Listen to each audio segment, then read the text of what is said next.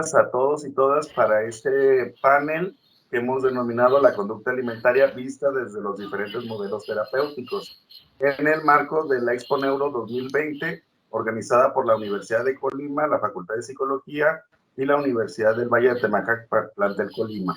El día de hoy para este panel nos acompañan tres expertas psicólogas de diferentes enfoques terapéuticos. Primero voy a presentar a la maestra Glenda Rubí Medina Huerta. Ella es egresada de la Universidad de Colima, de la Facultad de Psicología, de la generación 2003, y estudió la maestría en terapia Gestalt.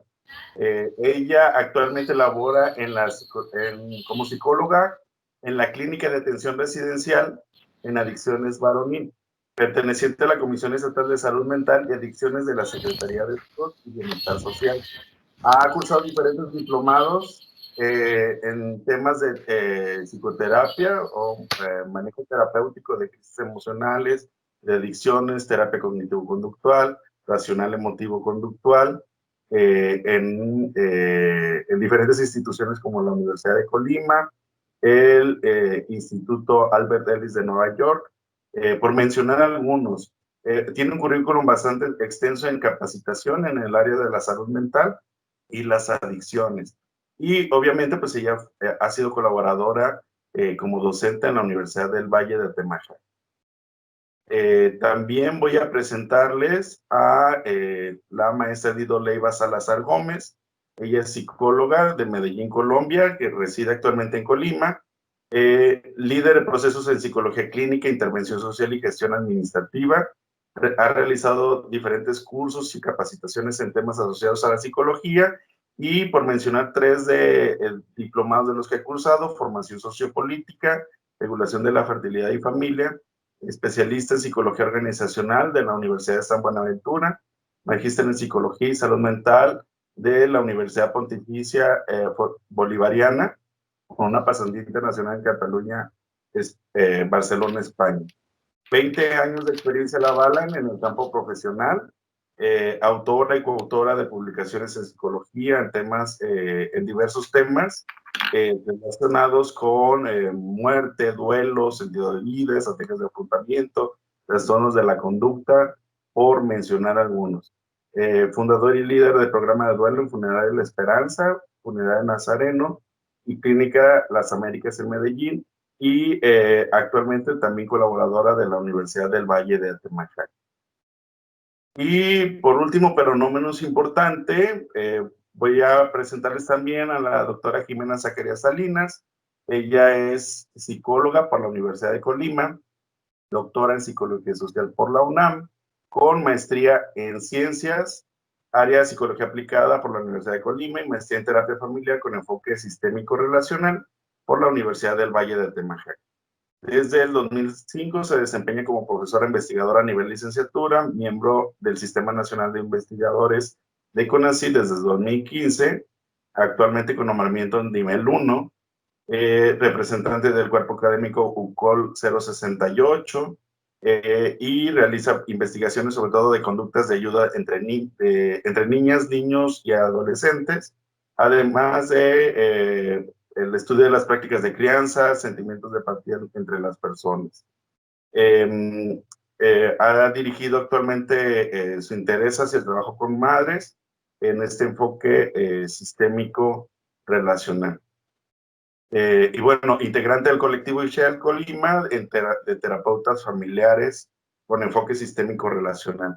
Bienvenidas a las tres, es muy grato tenerlas en este panel y poder escuchar los diferentes perspectivas que manejan acerca de esta conducta alimentaria de la cual vamos a hablar. Entonces, si les parece bien, en ese mismo orden, me gustaría escucharles mencionando cuál es la perspectiva que ustedes tienen acerca de la conducta alimentaria desde el enfoque central que manejan. Entiendo que estos enfoques, aunque son, digamos, centrales en la forma en cómo entendemos la conducta, pues lo cierto es que en la actualidad la mayoría de nosotros manejamos más eclecticismo en este manejo. Entonces me gustaría escucharles a partir del enfoque central que manejan, ¿cómo explican ustedes la conducta alimentaria? Iniciamos con la maestra Glenda Rubí. Bueno, pues muy buenos días a todas y a todos los que nos están viendo en este momento. Yo les voy a platicar un poquito más desde el enfoque gestal, comentándoles que este tipo de trastornos, pues también hay cierta prevalencia. Hay que conocer desde la parte clínica la prevalencia también por género, la estadística, lo que está pasando, pues sobre todo en México y que tenemos las edades más vulnerables, pudiéramos decir que va entre los 12 a los 25 años y pues lo que hemos detectado como vulnerabilidad en cuanto, en este caso, a las mujeres, somos más susceptibles de estar padeciendo algún tipo de trastorno de la conducta alimentaria. Los hombres también lo hacen, están padeciendo esto, sin embargo, en los reportes epidemiológicos tenemos más presente a las mujeres. En el caso del enfoque de la gestal, ¿cómo se ve? ¿Cómo se ve esta enfermedad? Bueno, parto de la idea de que la terapia gestal es una terapia holística, es una terapia en el que no solamente se concentra en dar el tratamiento, sino que también en ayudar a la persona a desarrollar su potencial humano. Uno de los tres principios básicos de la terapia gestal es trabajar el aquí y ahora, el presente, lo que está pasando con la persona en este momento. No se olvida, por supuesto, de lo que está pasando y no se debe de malinterpretar que si a mí algo me pasó en el pasado, algo que yo viví y que está abonando a la conducta alimentaria, a este trastorno, obvio que se va a trabajar con lo que a mí me está afectando en este momento. Se va a hacer énfasis también en la responsabilidad de la persona, el que se haga responsable de su tratamiento, de lo que está haciendo o de lo que está dejando de hacer. Y número 3, el darse cuenta. ¿Qué está sucediendo conmigo como persona que está teniendo ese tipo de trastorno para darme cuenta de lo que está pasando conmigo, con mi cuerpo, con mis emociones, con mis pensamientos y o que estoy dejando de hacer, que estoy dejando de sentir, de qué estoy huyendo, de qué no me quiero dar cuenta.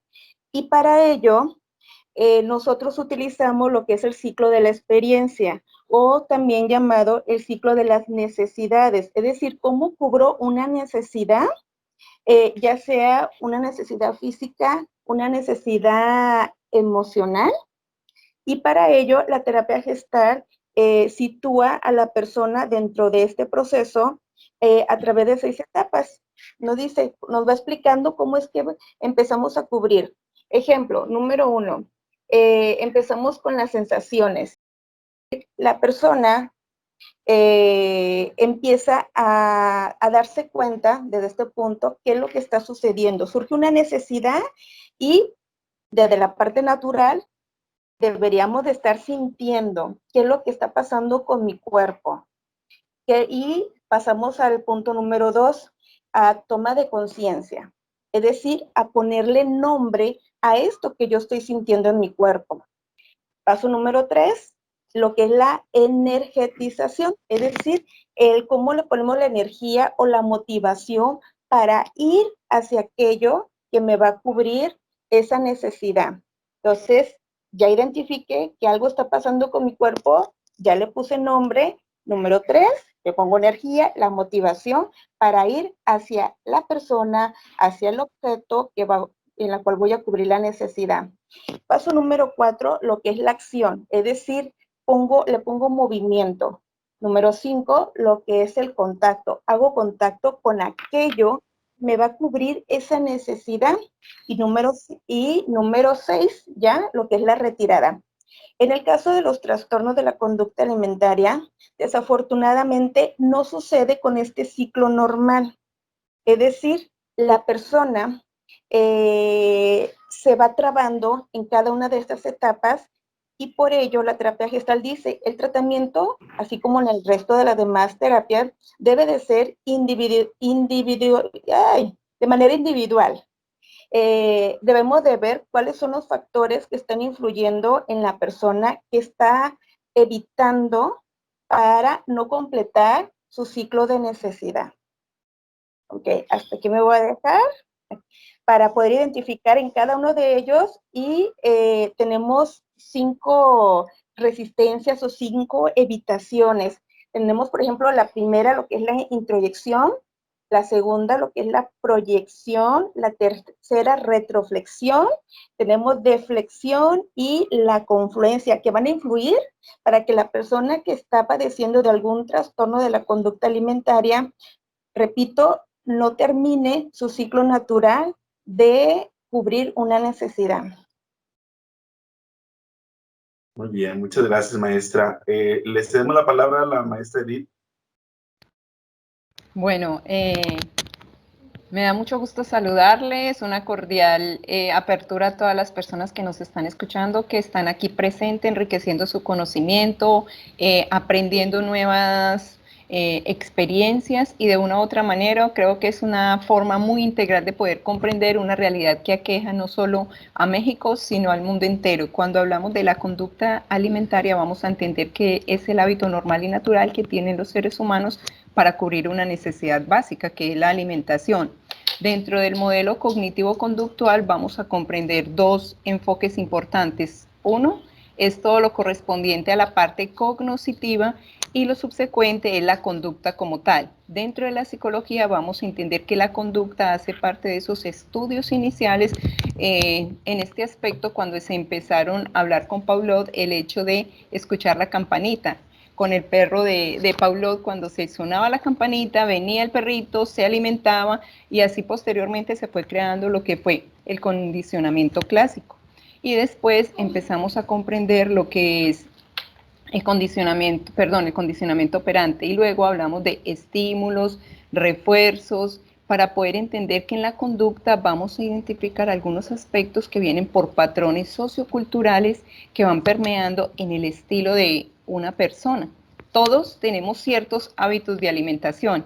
Entonces, dentro de estos hábitos de alimentación nos vamos a dar cuenta que cada ser humano va a tener su propia disciplina, y dentro de esta disciplina va a tener como una conducta.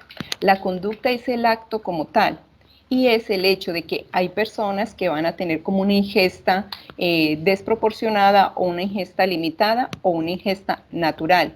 Entonces, dentro de aquellas personas que tienen una ingesta natural, pues vamos a tener un buen desempeño en todo lo que es su conducta alimentaria.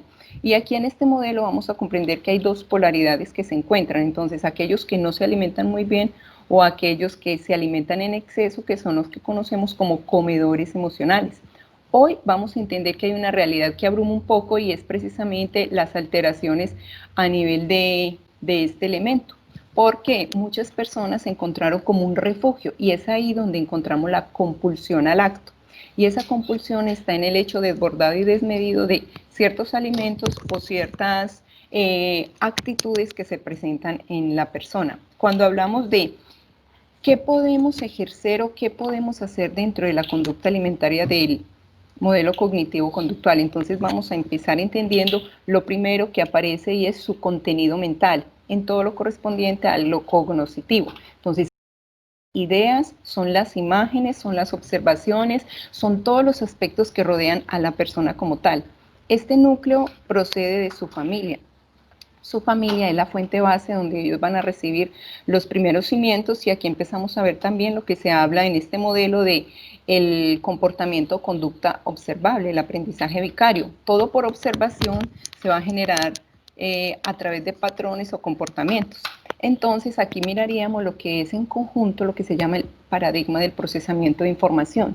Cómo mi cerebro está pensado y programado para recibir lo que estoy viendo, lo que estoy escuchando, o a lo mejor lo que estoy sintiendo a través de algunos órganos de los sentidos, que son los que desencadenan ese hábito o ese deseo. Y ese deseo los va a llevar como mencionaba la maestra Rubí también, a activar ciertas emociones, y esa emoción lleva a un proceso. Y ese proceso es la conducta, buscar el alimento o sentir el deseo de comer, y en algunos casos ese deseo de comer no propiamente se va a enfocar el deseo de de comer para alimentarse, sino el deseo de comer para saciar un gusto o una apetencia. Hay unos aspectos importantes que tienen que ver en este modelo y hablamos de estructuración cognitiva, la exposición a alimentos, la resolución de algunos problemas que se pueden presentar o también algunas estrategias de afrontamiento. Cuando mencionamos la reestructuración cognitiva, nos vamos a abocar a lo que corresponde entender de una manera dinámica, holista, integral, cuál es el estilo, cuál es el hábito y cuál es el contexto que rodea a esa persona. Porque aquí necesitamos también clasificar y comprender que no es lo mismo el infante, el joven, el adulto o el adulto mayor. Entonces hay unos patrones establecidos en sus hechos, en sus actos, que deben tener como unas proporciones en valor calórico, en ciertos nutrientes energéticos. Sabemos que desde pequeños a los niños se les está brindando alimentos que les dé como o les permita ese desarrollo cerebral, esa motricidad, esa actividad y energía, ¿sí? Entonces, en México precisamente encontramos que hay un índice generalizado en ciertos hábitos que no permean la conducta sana en cuanto a la alimentación. Entonces esas conductas se expanden. Yo me encuentro asombrosamente, siendo de otro país, que aquí en el desayuno o en el almuerzo las personas, todo el mundo está con su coca, y al principio yo decía, wow, sé que la coca es uno de los productos de mayor venta y comercialización, entonces aquí también vamos a identificar uno de los aspectos cómo el modelo de marketing nos está ofreciendo. Entonces, como tal, esa conducta en este modelo se va a ver alterada y afectada cognitivamente para luego presentar como ciertos hábitos que están en el espacio que rodea a las personas. ¿A qué voy con esto? En esa reestructuración cognitiva necesitamos comprender un poco cómo se vive en familia, qué hábitos se tienen, qué estrategias o formas para facilitar y permitir que no siempre alimentarse es estar sanos, porque encontramos lo que es la anorexia nerviosa o la bulimia como dos de las situaciones o patologías que se alteran debido precisamente a estos factores. Cuando hablo de la exposición son los alimentos. Entonces, en la exposición vamos a presentar que lo que son frutas, verduras o lo que mencionamos como el plato del buen comer, que facilita a las personas un conocimiento, pero el conocimiento no requiere que haya una apropiación. Por eso digo, permea mucho el componente sociocultural. Otro factor, hablamos de cierta resolución de conflictos o de problemas que se pueden presentar en este modelo, donde a una persona, cuando yo le doy, por ejemplo, dulce, voy a reforzar para que esté activo, esté enérgico. Entonces vamos a encontrar que hay ciertos alimentos que me van a activar más la conducta. Por eso se dice que en la mañana es necesario un buen desayuno o bien cargado calóricamente para disponer de nuestras energías. Y ya en la noche alimentarnos con algo más liviano o menos calórico. Entonces, si a un niño, por ejemplo, en la noche le damos mucho dulce o le damos chocolate, en vez de permitir que esté tranquilo, vamos a reactivar. Entonces, su conducta como tal va a ser acción, movimiento, y por eso se dice es que son muy hiperactivos. Pero no nos damos cuenta que nosotros de pronto como adultos somos los que permitimos esa reacción. Y algo general también para comprender son las estrategias de afrontamiento. De acuerdo a lo que vemos, a un factor determinante en lo que es la edad, el contexto, los patrones de comportamientos, vamos a reunir en conjunto todo lo que corresponde a resolución para permitir que haya hábitos saludables. Yo me encuentro como maestra que a algunos estudiantes les hacía la pregunta, bueno, ¿y cómo nos alimentamos? ¿Qué hábitos tenemos? Entonces parto del principio dentro de este modelo cognitivo-conductual que podemos aplicar lo que es condicionamiento clásico y operante frente a esos estímulos, refuerzos que nos van a permitir que se mejoren ciertos hábitos alimenticios en la población como tal. Gracias, maestra. Le pasamos la voz a la doctora Jimena Zacarías para que nos hable de la conducta alimentaria desde el enfoque sistémico relacional. Bueno, pues muchas gracias por la invitación. Estoy muy contenta de estar aquí. Y bien, pues voy a hablar sobre esta perspectiva sistémica y de cómo es que se mira esta conducta alimentaria. Voy a irme como primero de manera general. Nosotros desde el enfoque sistémico relacional entendemos que las familias son los grupos con mayor capacidad de autoorganización que existe.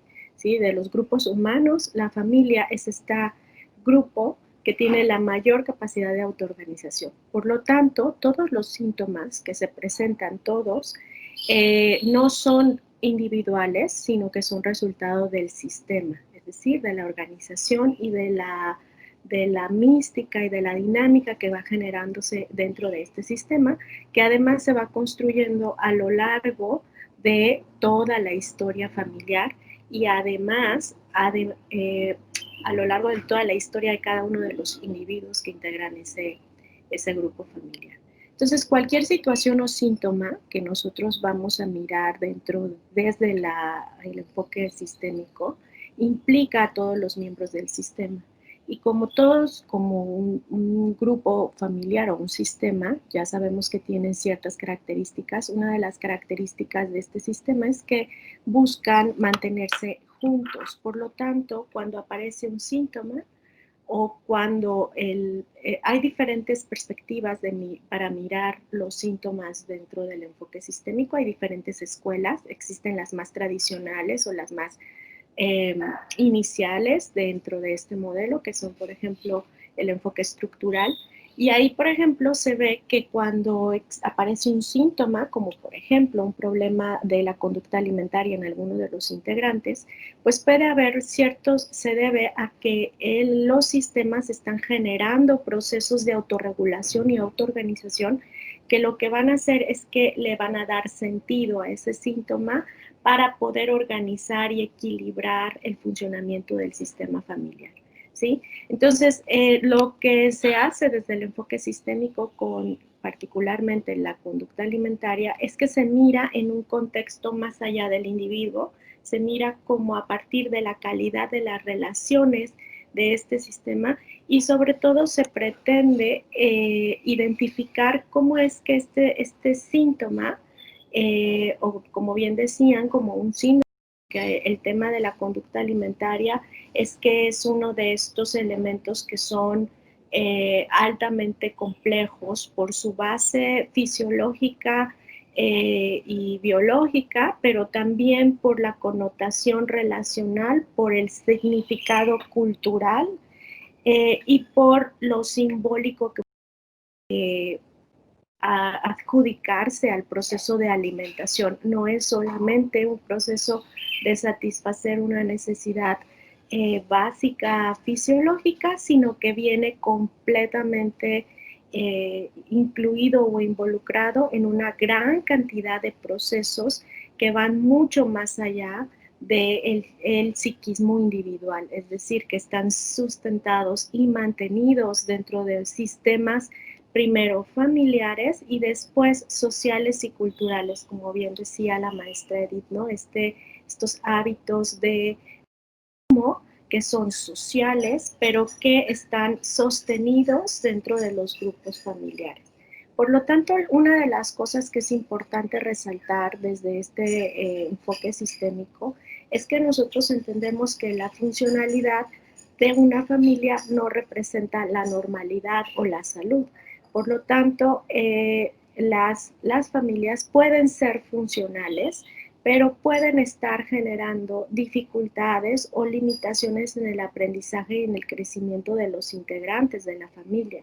De ahí que cuando, por ejemplo, existe un trastorno de la conducta alimentaria, les digo, depende del modelo sistémico en el que uno se ubique, pero va, por ejemplo, desde comprender que existe una característica del sistema que requiere este síntoma para seguir funcionando y para mantener cierto equilibrio, o también que se lanza como un juego. Por ejemplo, esta primera referencia a la definición particular de la conducta alimentaria como una característica de un sistema que es necesaria para funcionar, es del modelo estructural primordialmente propuesto por Minuchin. Pero existe también de la escuela Milán, Mara Selvini Palazzoli estudió mucho las familias anorexigénicas, le llamaba, y aquí encontraron, por ejemplo, que estos procesos de trastornos alimentarios están asociados con un juego familiar, es decir, como una danza que lo que hace es que está tratando de ajustar los límites y las características de la familia, por ejemplo, de expresión y manejo de los conflictos, a partir de una situación en la que en algún momento va evolucionando de tal forma que todos los integrantes de la familia ya están involucrados en el mantenimiento de ese trastorno. Y bueno, pues recientemente se ha hablado de ir más allá de pensar que existen ciertas tipologías particulares de familias, sino más bien se pretende explorar cuál es el sentido que tiene este síntoma o esta característica, en este caso el trastorno alimentario, dentro de la lógica y de del sentido y la cultura familiar que está. Entonces, existe también la posibilidad de que, por ejemplo, dentro de este proceso se ocurra lo que se conoce como la triangulación, ¿sí? Como las coaliciones y como algo que creo que es más o menos conocido, que es lo que se llama el chivo expiatorio, ¿sí? Que dentro de la familia pues puede haber alguno de estos procesos que alientan que aparezca este síntoma. Vaya, bastante interesante, ¿no? Nosotros en este panel se propusieron abordarlo desde 3 enfoques distintos y dentro de esos 3 enfoques hay múltiples miradas más al respecto, ¿no?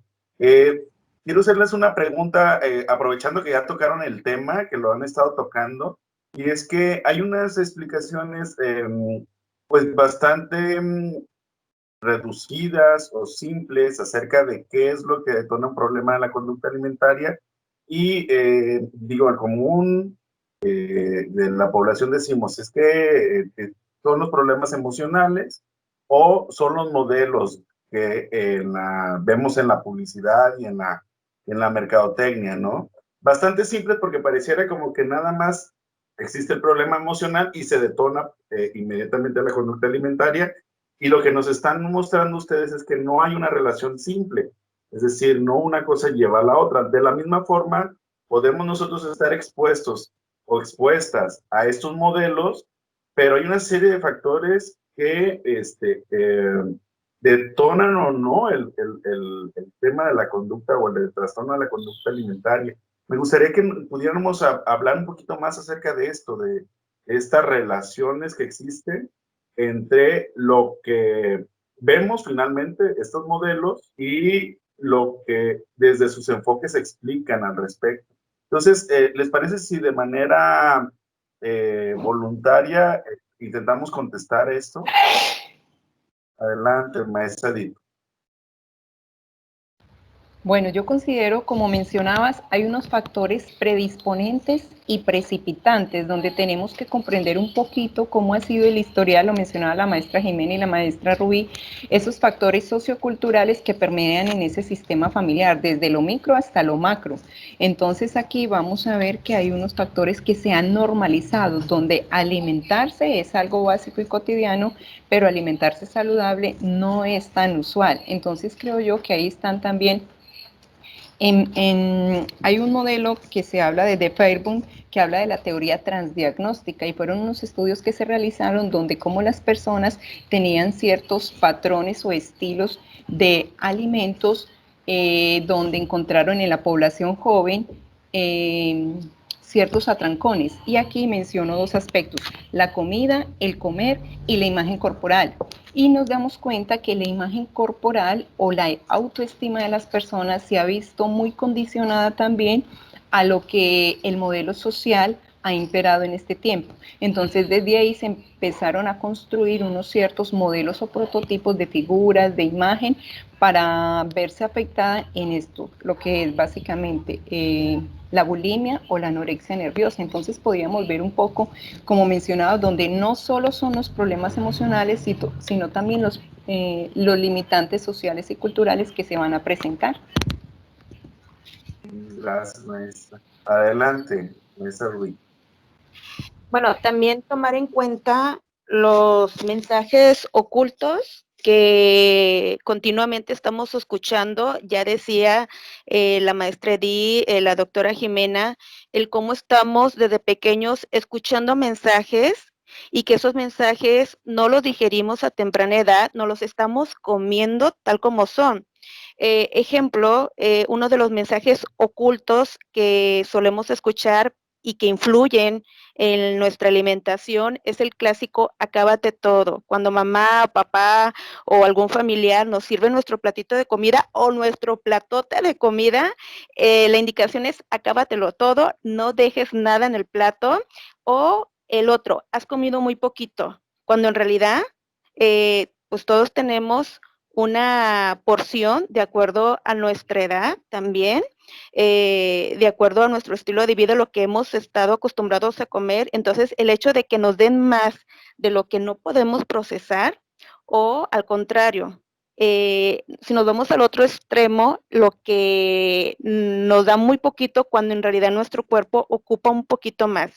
Otro de los mensajes es la parte emocional que se le está dando a la alimentación. Es decir, hay ocasiones en que la familia le da un significado de castigo-recompensa, precisamente diciendo, te vas a ir a tu recámara sin comer.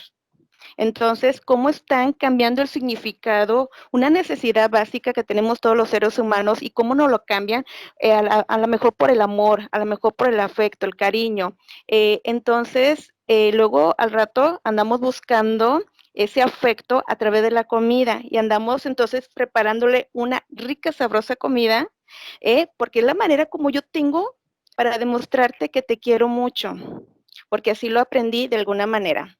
Entonces, es muy importante que lo frenemos a tiempo, que le demos el valor que es lo que es la alimentación para cubrir la necesidad del cuerpo, pero que no lo confundamos con el amor. Claro que sí, vamos a cocinar, vamos a alimentarnos con mucho cariño, mucho amor, pero no en un momento en el que tengamos que hacer muy tajante esa división de decir, te voy a castigar dejándote de, para que no comas, y más cuando son pequeñitos. Entonces, checa qué mensaje estamos metiendo desde pequeñitos en las niñas y en los niños, y que esto se refleja en nuestra población joven y adulta además.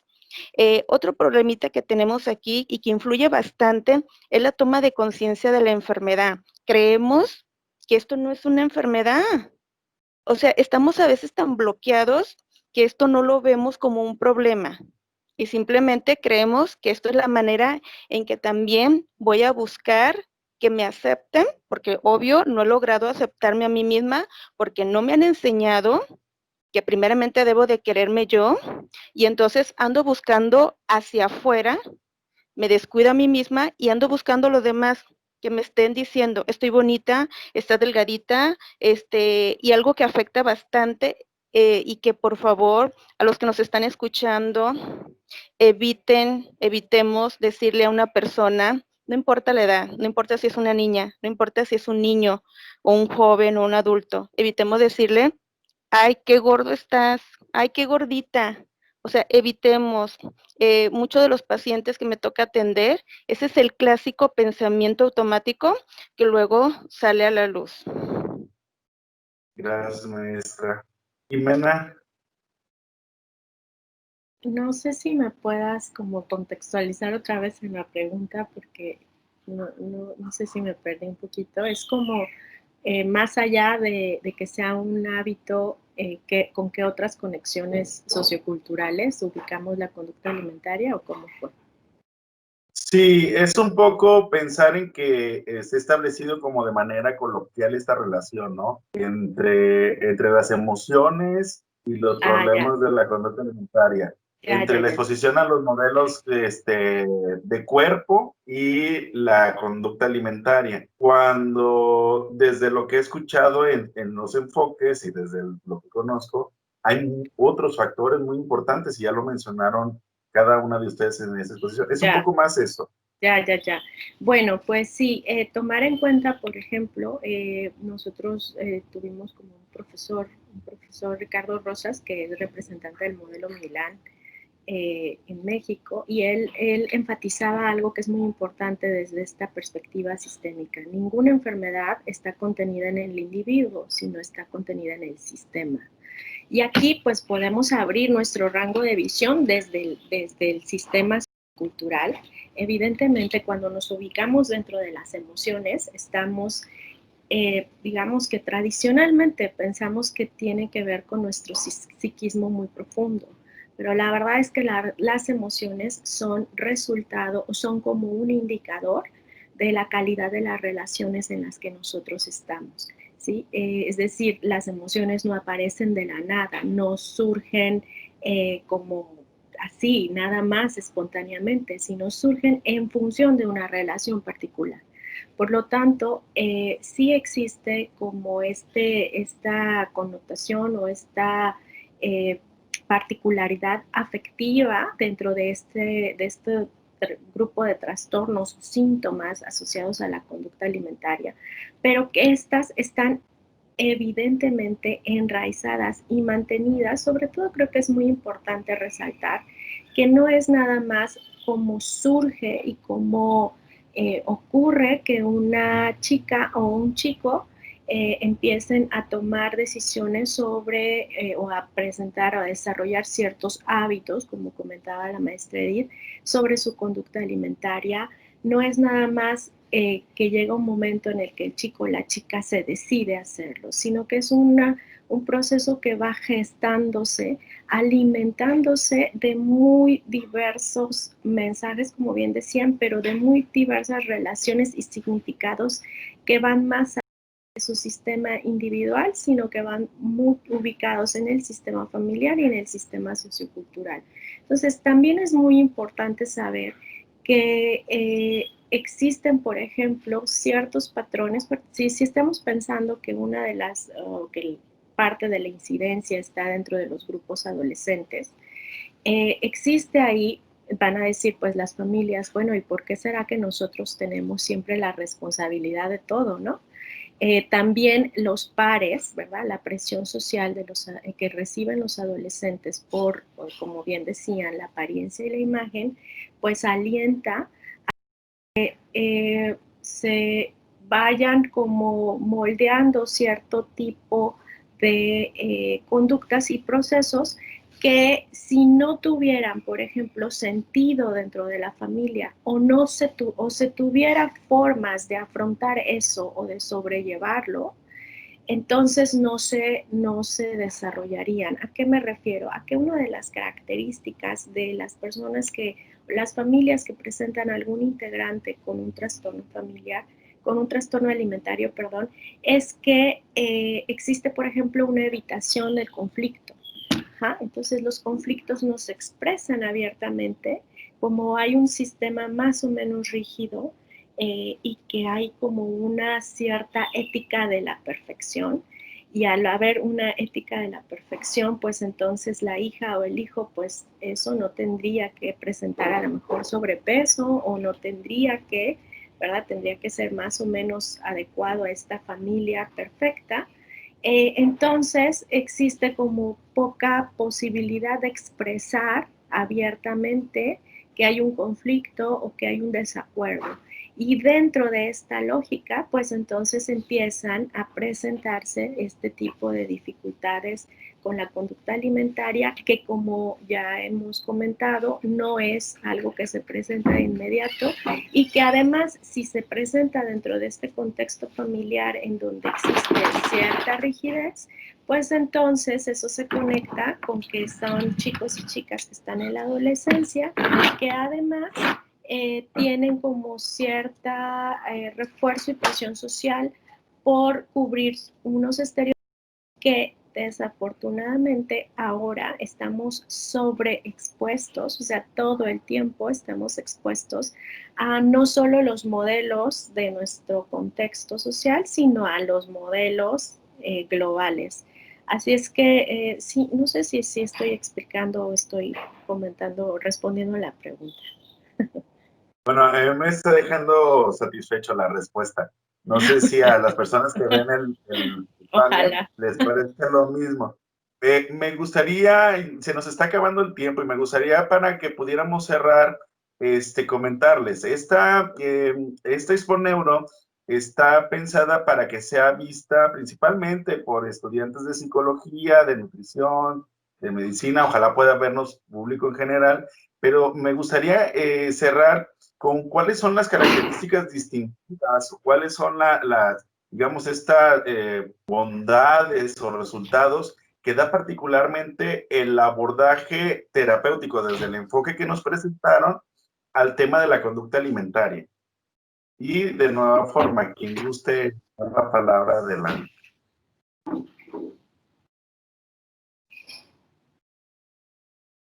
Está difícil la pregunta.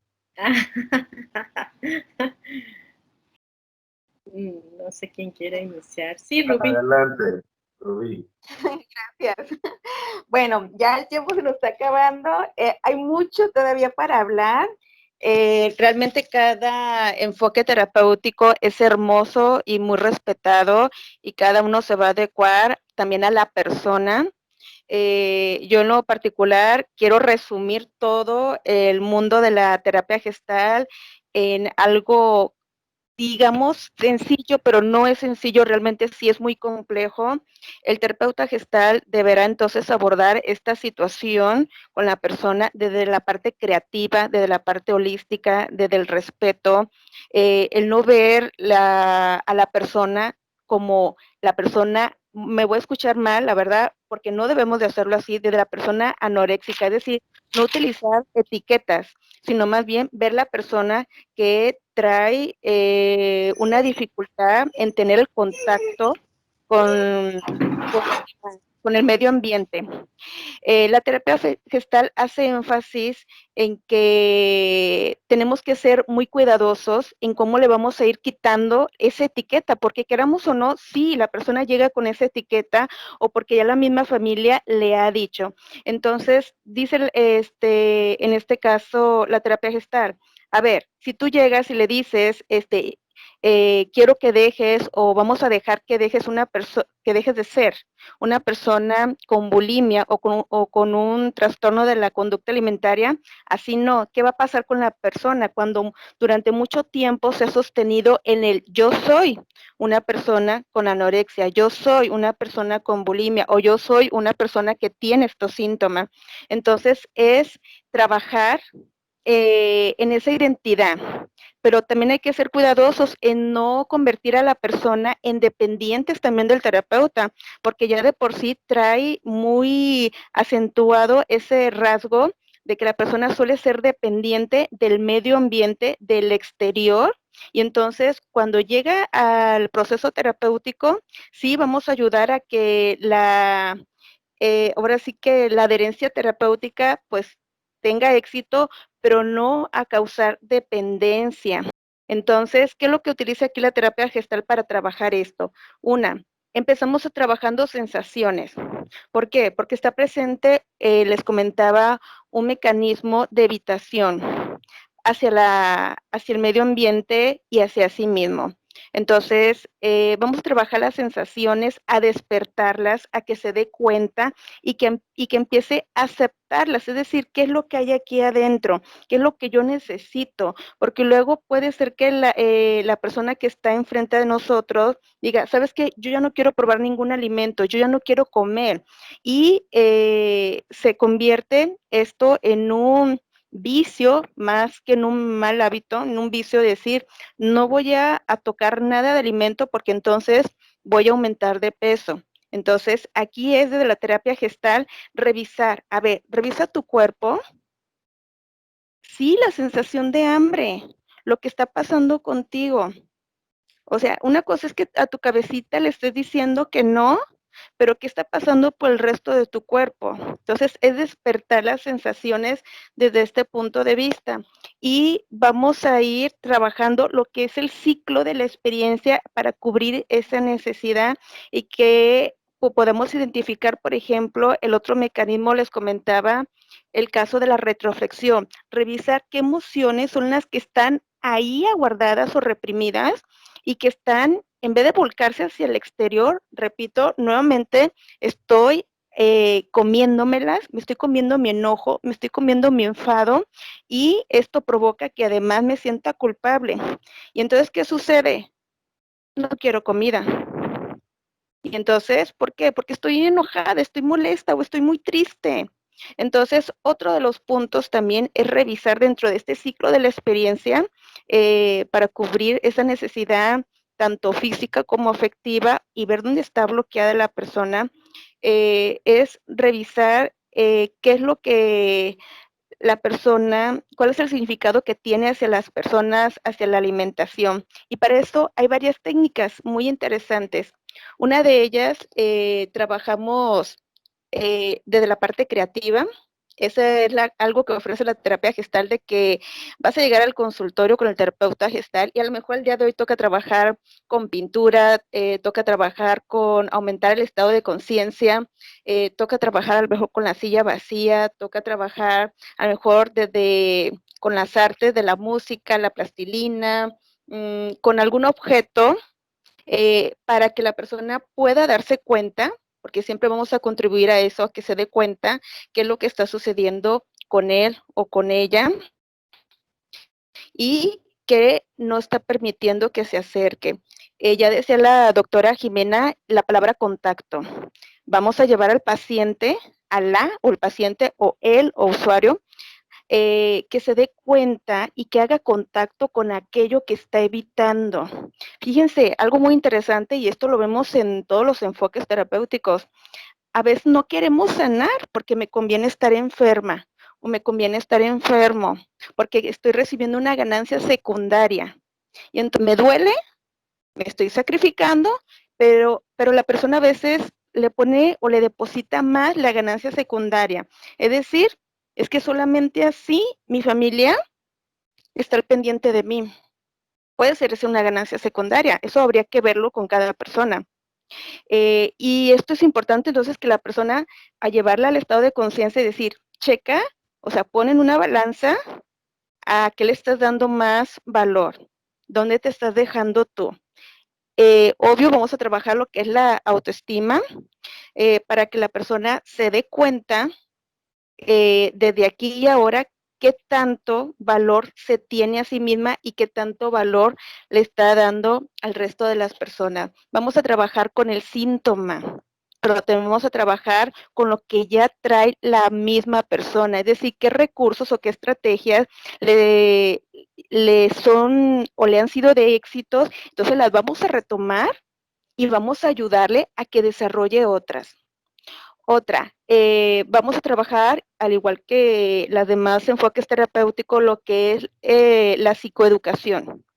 Cualquier tipo de tratamiento no podemos continuar si no solamente nos dedicamos a poner ejercicios, explicamos a la persona qué es lo que le está pasando, cómo lo está viviendo. Y bueno, creo que el tiempo se me está acabando. Voy a pararle tantito aquí para que también mis demás compañeras puedan contribuir. Gracias, maestra. Maestra Edith. Bueno, ya creo que la maestra nos abordó integralmente todo lo que podemos hacer, pero considero que algunos aspectos que se pueden complementar desde el modelo cognitivo-conductual sería trabajar lo que corresponde a la triada cognitiva, que está compuesta de 3 elementos: sí mismo, mundo futuro y la percepción y realidad que tienen de ellos. El mundo es el entorno que les rodea y el futuro es lo que ellos buscan y esperan de sí mismos. Otro elemento es la imagen corporal y corresponde al grado de aceptación. El otro es la autoestima. ¿Cuál es la estima, valor y la aceptación de sí mismos? Otro elemento importante es los hábitos alimenticios que ellos tienen frente a sus estilos de vida o patrones que han ido permeando de generación en generación. Consideraría también importante, como ya lo mencionaba y complementando un poco, es el tratamiento integral. En este modelo siempre he manejado el enfoque de alimentación, descanso y ejercicio como parámetros base en una forma o en un estilo de permitirles ese adiestramiento de conductas para tener mejores resultados.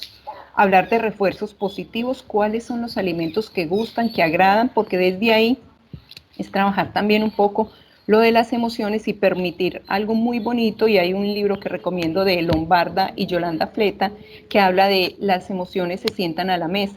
y muchas veces comemos es lo que sentimos o la manera como nos encontramos en ciertos días o de acuerdo a nuestro estado de ánimo. Y comprender un poco la influencia de las redes sociales y cómo están imperando en la conciencia de las personas para permitir dentro de este modelo cognitivo-conductual, holísticamente también, que hay unos hábitos, estilos y formas para generar conductas saludables en cuanto a la alimentación. Gracias, maestra. Doctora Jimena.